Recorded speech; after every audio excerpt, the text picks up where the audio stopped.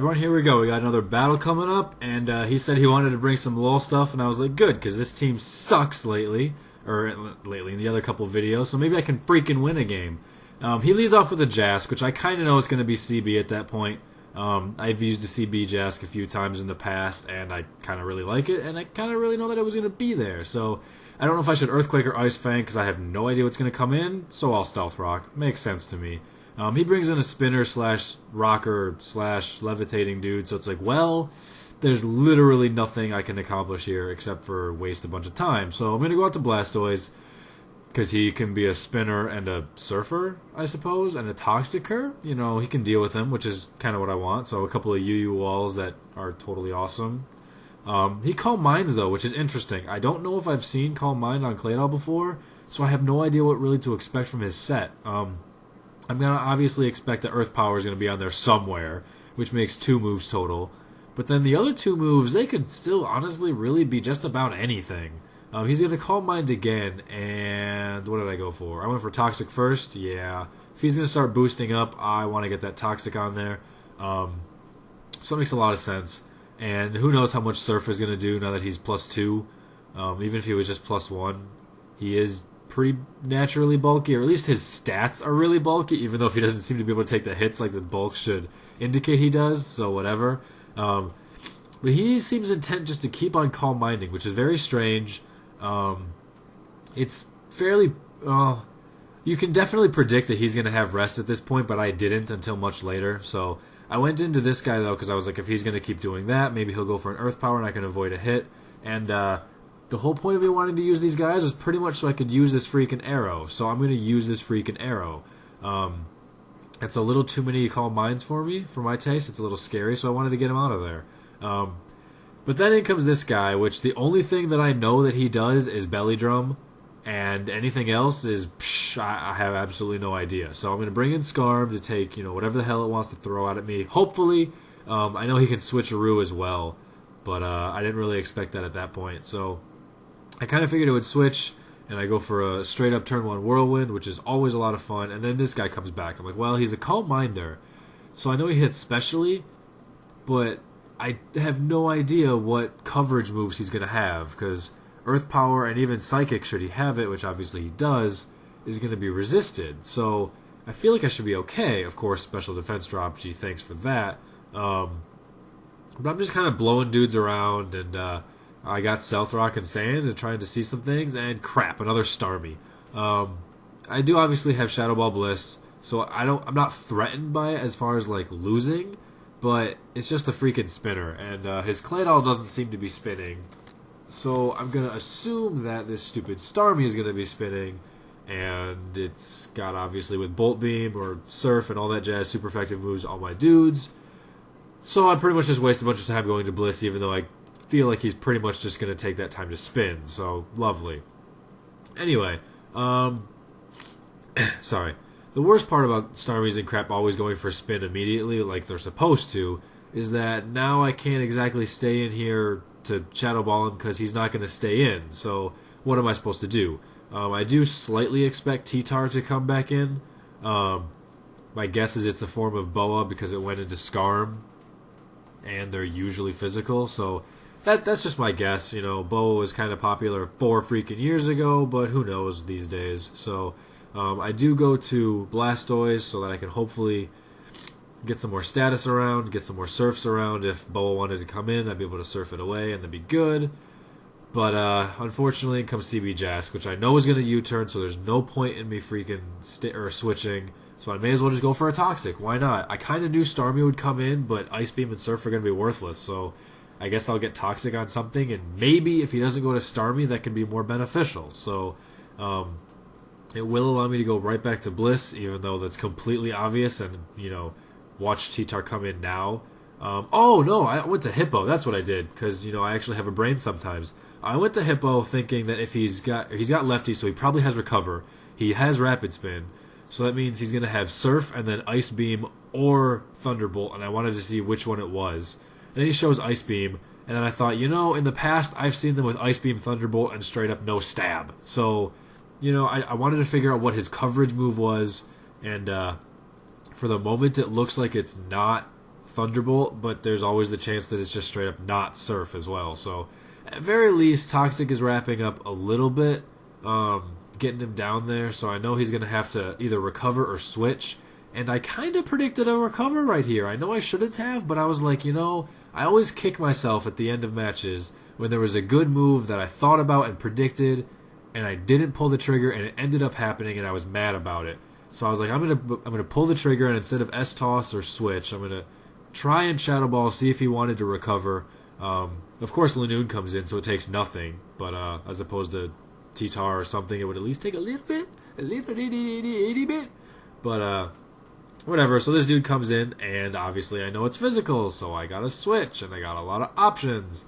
But I go to this guy because I predicted switcheroo. Ha! I actually predicted a freaking trick move for the first time in my life. Well, no, not quite, but pretty damn close to it. So, and as my only offensive poke, he would have no problem with a choice band. In fact, he's supposed to have a choice band. I switched it for this crappy team.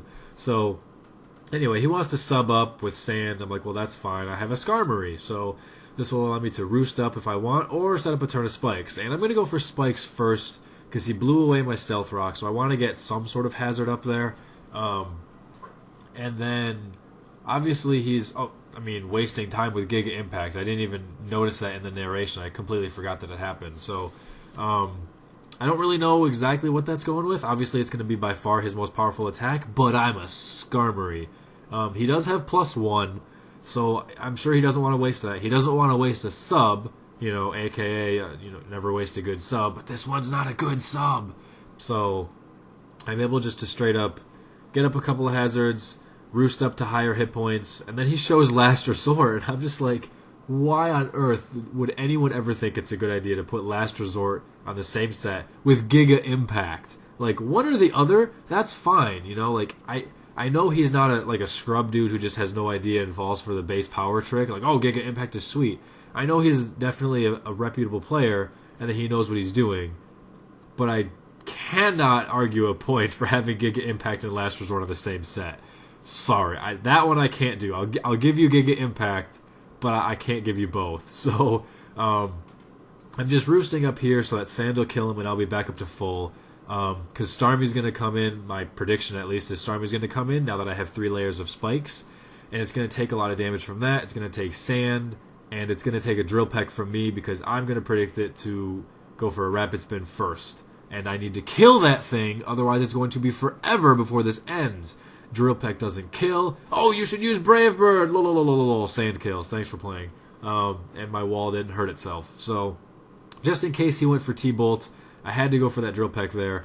And if not for Sand, my guess is he probably would have recovered, and then I would have been very sad face, because I would have had to just blow it away. So T-Tar comes in again, so I know it's going to have some sort of Fire move or Thunderbolt. I'm going to stay in this one time and roost it off just to see what it is, and ouch, that hurt.